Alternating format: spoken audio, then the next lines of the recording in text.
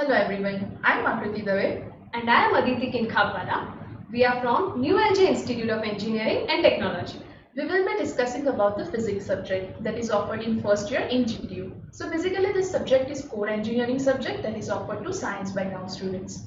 Also, this basic science program is introduced in the first year to prepare students for their career in engineering, wherein they can apply these physics principles in some real world applications. So you have gone through this subject in initial school learning also. So let us explore the physics in depth now. So, now let us look at the physics subject in detail. The subject code is 3110018. We will have a look at prerequisites, what is the examination scheme, and what is the syllabus of this subject. The total credits of this subject is 4. Coming to prerequisite, student is expected to have basic knowledge of maths, fundamental physics, which is studied in school, and chemistry. Coming to examination scheme, there are two examinations, that is theory component and practical component.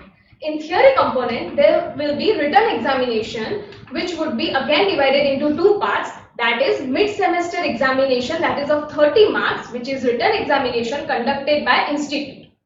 Also, the 70 marks is an end semester examination which would be conducted centrally by the university. So, theory component consists of 100 marks in total. Coming to practical component, it consists of 50 marks, that is end semester examination, that is end sem exam viva is of 30 marks and practical examination, that is internals, is of 20 marks. These 50 marks will be conducted and exam would be taken at institute level itself. So let us look in detail about the passing scheme. So as you can see, mid-semester examination is of 30 marks wherein 12 marks are required for passing. End semester examination is of 70 marks in which 23 marks are the cutoff required for passing. Coming to practical components, end semester viva, which is of 30 marks in total, 15 marks are required to pass this exam.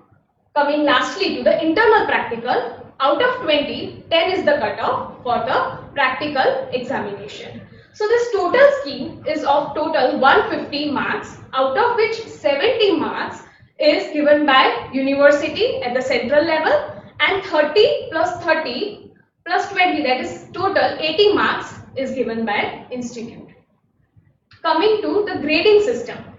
A final grading system, grades are allocated based on the marks. For example, if a student gets 85 marks, that means it has AA grade. So every marks is converted into grading system. So this was all about the GTU examination and grading scheme.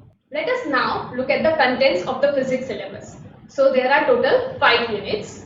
So unit 1 is about electronic materials, unit 2 is about semiconductor, unit 3 is light semiconductor interaction, unit 4 is measurements, and unit 5 is superconductivity. Let us look at each one of them in detail. Coming to unit 1. Unit 1 is about electronic materials. Starting with basic terminologies. In this chapter, we would see about the basic terminologies required for electrical conductivity, such as resistivity, what is voltage, what is electric current, what is electric field. Also, we would be seeing the theories revolving around the concept of electrons, such as what is free electron theory, different theories based on the motion of electrons. Next, we will see how classifications of solid is done into conductors, that is metals, semiconductors and insulators based on their energy band diagrams.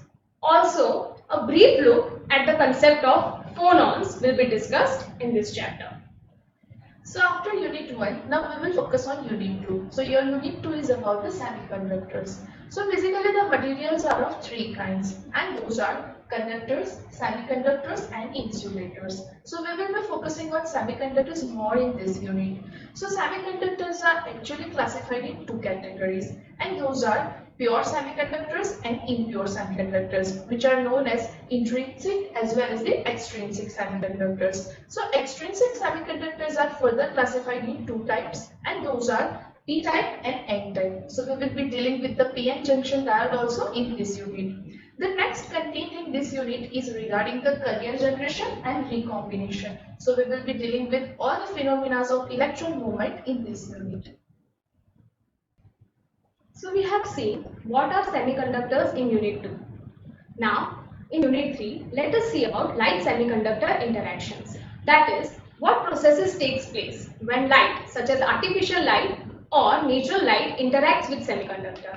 Processes such as absorption and emission are studied in this chapter. What are optical transitions and joint density of states would be covered in this chapter.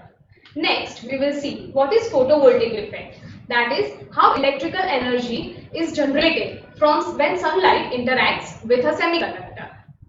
Also, we will see different light semiconductor interaction theories such as Drude model in this chapter.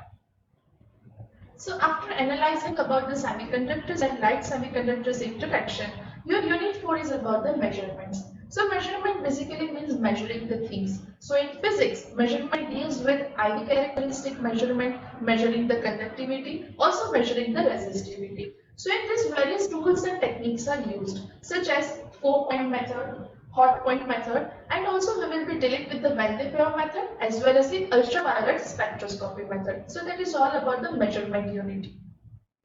So the last unit in the physics syllabus is about superconductivity. In this unit, we would be looking at the phenomenon of superconductivity and what are the mechanisms revolving around it. Also, we would be having a detailed look on what are superconductors and how superconductors behave under the different effects such as magnetic effect, pressure effect, etc. So that all will be discussed in detail in this unit.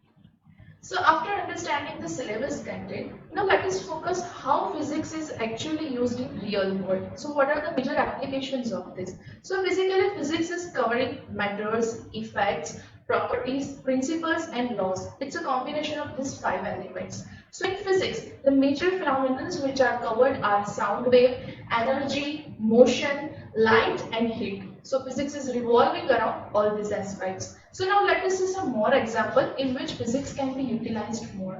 So the first major application for physics is solar energy and the photovoltaic effect. As you have seen in many buildings, residential as well as the business, we are dealing with the solar panels also to save the electricity, also utilizing the energy well. So for that also physics is behind that. The next application regarding physics is thermodynamics and automation as well as the LED devices. As you know, all the devices are currently dealing with the LED screens. So the major concept behind this is definitely the physics.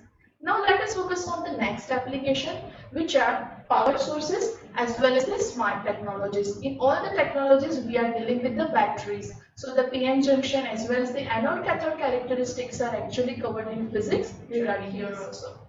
The next application in physics is regarding sound, wave, optical transmission and the remote sensing. As we all know, remote sensing is actually a quite emerging area. It utilizes so many other technologies also. It can be utilized in aviation, defense as well as the agriculture. So that is how the physics is quite popular in this area also. The next application in physics is regarding applied principles in sensor-based technology as well as the device configuration conductors. As we have gone through the conductors, semiconductors, insulators, so this all comes into the picture in major applications. So that is how the physics is dealing with all these things in real life, and that's how your subject is actually utilized in real life. Now let us focus on the references for learning this subject. So these are some standard references which you can go through for learning the physics in depth, and you can explore the physics quite well through this.